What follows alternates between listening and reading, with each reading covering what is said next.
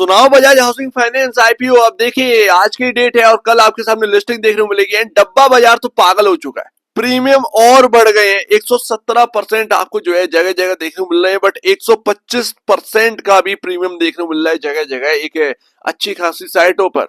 तो यहाँ पर भरोसा कर सकते हैं 125% तक यहाँ पर उछल गए हैं।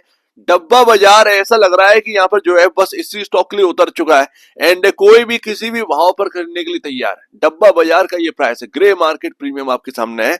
एंड जब ये इतना प्रीमियम चुका रहे हैं तो फिर खुलेगा कहाँ, ये सबसे बड़ी बात है। ये कमाएंगे कैसे? ये लोग जो इतना हैवी प्रीमियम पर खरीद रहे हैं वो कमाएंगे कहाँ? खुलने की तैयारी है, पॉसिबल है वो 180 100 200 के आसपास ही यहाँ पर जो है ना ओपनिंग होने की तैयारी हो रही है। तो बस आज की स्ट्रेटजी ये है, कौन से लेवल कहां मिलेंगे बस आप अपना सोच लीजिए, क्या बेचना है क्या होल्ड करना है। बट आज की डेट में हम बात कर रहे हैं कि रिलायंस पावर से इतना कंपैरिजन क्यों करा जा रहा है।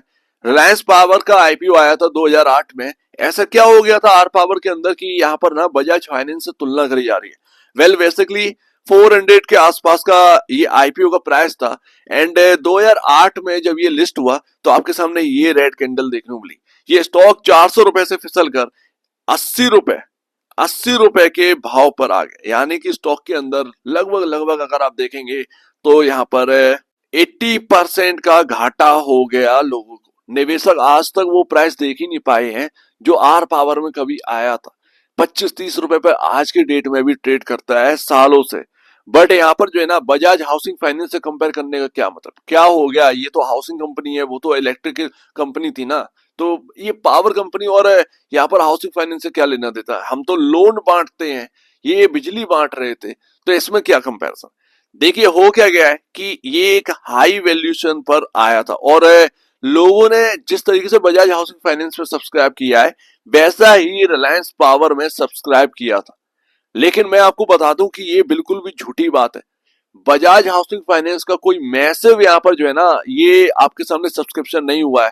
लेटेंट व्यू में 100 टाइम के ऊपर का सब्सक्रिप्शन था, 100 टाइम के ऊपर का सब्सक्रिप्शन था। सो दैट आप इस बात को समझिए कि पास्ट आईपीओ कुछ ऐसे हैं जो कि बजाज हाउसिंग फाइनेंस से भी ऊपर के निकल चुके हैं। कोई बड़ी बात नहीं है, बट फिर भी यहाँ पर देखते हैं। हाँ, स्मॉल एचएनआई और बिग एचएनआई में ज्यादा खेल हुआ है बजाज हाउसिंग फाइनेंस में। बट सब्सक्रिप्शन बेसिस पर तो बहुत सारे आईपीओ हैं जो कि 300-300 गुना तक बढ़े हैं, तो ये भी हुआ है। बट हाई वैल्यूएशन के चलते और ऐसा मैसिव सर्च के चलते यहाँ पर जो है ना रिलायंस पावर और बजाज हाउसिंग फाइनेंस को कंपैरिजन किया जा रहा है। लेकिन मैं आपको बता दूं बेवकूफ है वो लोग। है क्या, 2008 में जब ये लिस्ट हुआ ना तो 2008 में एक क्राइसिस आई थी, लेहमन ब्रदर आपको याद हो, जो कि यूएस से क्राइसिस स्टार्ट हुई थी। ये रियल एस्टेट की क्राइसिस थी एंड उसकी वजह से ग्लोबल मार्केट क्रैश कर गए थे। तो ऐसा नहीं है कि आर पावर ही क्रैश कर गया हो, ग्लोबल मार्केट क्रैश करे थे एंड उसमें आर पावर भी शामिल था, उसमें हमारे इंडिया का मार्केट भी शामिल था। 2008 की मंदी से हम इस बात को जानते हैं, 2008 की मंदी। ठीक है, अब आर पावर कवर इसलिए नहीं हो पाया क्योंकि आप जानते हैं कि कर्ज कितना था इस ग्रुप के ऊपर। एडीएजी ग्रुप की कंपनी है, ठीक है ना, एडीएजी ग्रुप की कंपनी है, अनिल धीरूभाई अंबानी ग्रुप की कंपनी है। तो आप जानते हैं कि अनिल अंबानी जी की जो हालत है वो दिन व दिन यहाँ पर खराब हुई, फाइनेंशियल हालत। एंड उसकी वजह से अगर आप देखें तो बाकी कंपनियों की हालत भी बिगड़ी, उसमें आर पावर भी शामिल था। इनके ऊपर भी कर्जा बढ़ता चला गया एंड वही चीज जो है ना वो इस पर हावी हो गई एंड ये कंपनी उबर ही नहीं पाई। तो ये सिनेरियो बिल्कुल डिफरेंट है, बजाज हाउसिंग फाइनेंस सिनेरियो बिल्कुल डिफरेंट है। ये बातें सिर्फ और सिर्फ इसलिए करी जा रही है बिकॉज ऑफ बहुत सारे लोगों को यहाँ पर जो है ना आईपीओ मिला नहीं है। एंड अब फंडामेंटल की बातें करने लगे हैं वो लोग जो फंडामेंटल के बारे में ये कहते हैं कि मार्केट में कोई फंडामेंटल नहीं होता है, सिर्फ पैसे का मजा है। तो आज की डेट में लोगों को फंडामेंटल याद आ रहे हैं जब ये बजाज हाउसिंग फाइनेंस का आईपीओ है। तो ये कुछ भी हो जाए बट ये रुकने वाला नहीं है। 16 सितंबर 10 बजे लिस्टिंग तो होगी 180 से 200 के भाव के आसपास, ये तो क्लियर है एंड वो रहेगा।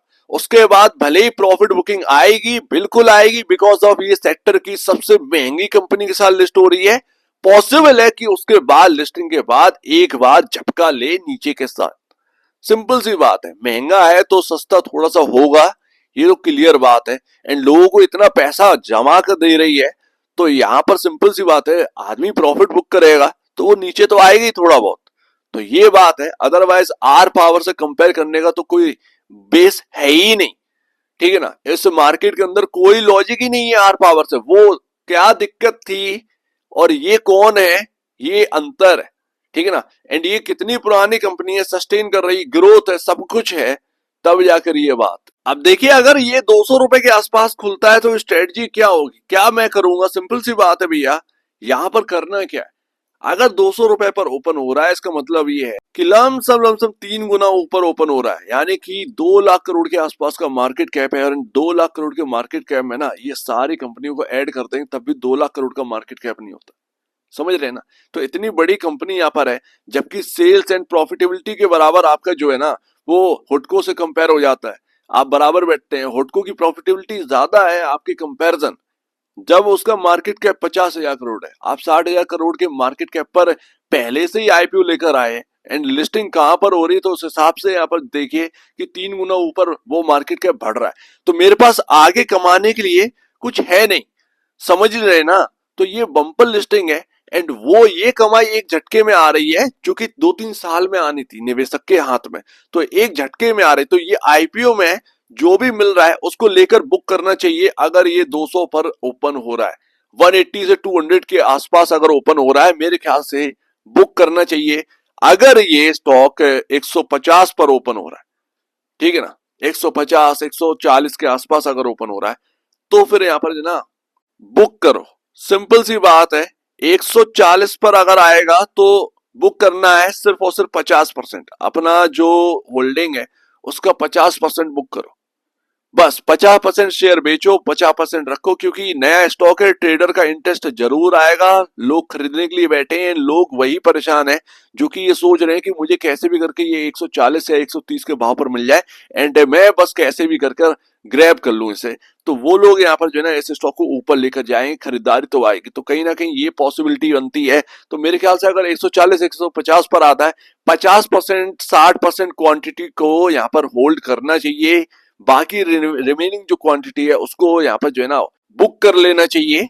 कुछ पैसा अपनी जेब में होना भी जरूरी है आफ्टर बम्पर लिस्टिंग। ठीक है ना, हाई वैल्यूएशन पर है, ये बात को इग्नोर नहीं करना है। अर्निंग्स को बढ़ने में टाइम लगेगा, हवा हवाई चीजें नहीं होती हैं। अचानक से आपका जो सेल्स है वो डबल पर डबल नहीं होगा, ये भी ध्यान में रखना है। एंड मार्केट का सिनेरियो भी ध्यान में रखना है। तो मार्केट का सिनेरियो जो है वो काफी डामाडोल है एंड फेड की मीटिंग है एंड ऊंच नीच अगर हो गई तो ये मार्केट भी गिर सकता है और मार्केट चल भी सकता है। दोनों बातें हैं, सिंपल सी बात है। लेकिन अगर गिरता है तो मैसिवली यहाँ पर फॉल आ सकता है, क्योंकि मार्केट बैठे ही है किसी ऐसे ट्रिगर के लिए जो कि मार्केट गिर जाए। तो ऐसे में आईपीओ बम्पर लिस्टिंग है, अगर ये 150 के आसपास ओपन होता है, 60% 50% अपनी क्वांटिटी रखो और बाकी का बुक कर लो पैसा, एंड वो बचा हुआ क्वांटिटी आपको पैसा दिलवा देगा। अगर यहाँ पर जो है ना आपके हायर साइड जाना है, और नई लिस्टिंग है हमेशा हायर साइड ज्यादा स्टॉक जाती है, तो ये स्ट्रेटजी कहीं ना कहीं बनती है। सो उम्मीद है काफी कुछ आपको समझ में आया होगा। ये प्रीमियम और बढ़ेगा, मेरा अनुमान यही है कि 180 से 200 के आसपास ओपन होने चाहिए। अब मैं अपना अनुमान रख रहा हूं, इसमें लोग परेशान क्यों होते हैं मुझे समझ में नहीं आता है। ओपन होगा होगा, नहीं होगा नहीं होगा, देखा जाएगा यार। तुम काय को परेशान हो रहे? जैसे मिला है वो खुश है, मुझे भी नहीं मिला आईपीओ, ठीक है ना, मुझे भी नहीं मिला। लेकिन क्या इससे यहाँ पर जो है ना मैं इग्नोर कर दूंगा कि ये यहाँ पर लिस्टिंग हो रही है? तो क्या मैं गुस्से में आकर ये कहूंगा कि 110 पर लिस्टिंग हो रही है या 120 पर लिस्टिंग हो रही है? तो ऐसा नहीं कहूंगा ना। जहां ओपन हो रहा है, जहां पर चांसेस है वहीं पर ओपन हो रहा है, सिंपल सी बात है। भला होना चाहिए, यहाँ पर लोगों को पता होना चाहिए मुझे करना क्या है अगर 200 पर ओपन हो रहा है, ठीक है ना। तो ये बात है। सो उम्मीद है काफी कुछ आपको समझ में आया होगा। घर वालों का आशीर्वाद लीजिए और खुश रहिए, इससे बढ़िया बात और कुछ नहीं होगी। एंड प्रॉफिट बुकिंग पर भी ध्यान रखा करिए कि हाँ मुझे करना है, पैसा जेब में आएगा तब कहिएगा कि मैंने प्रॉफिट बुक किया है, अदरवाइज प्रॉफिट बुक नहीं कहा जाता जब तक आप बुक नहीं करते हैं। तो अब दीजिए मुझे वीडियो देखने के लिए बहुत बहुत धन्यवाद दोस्तों।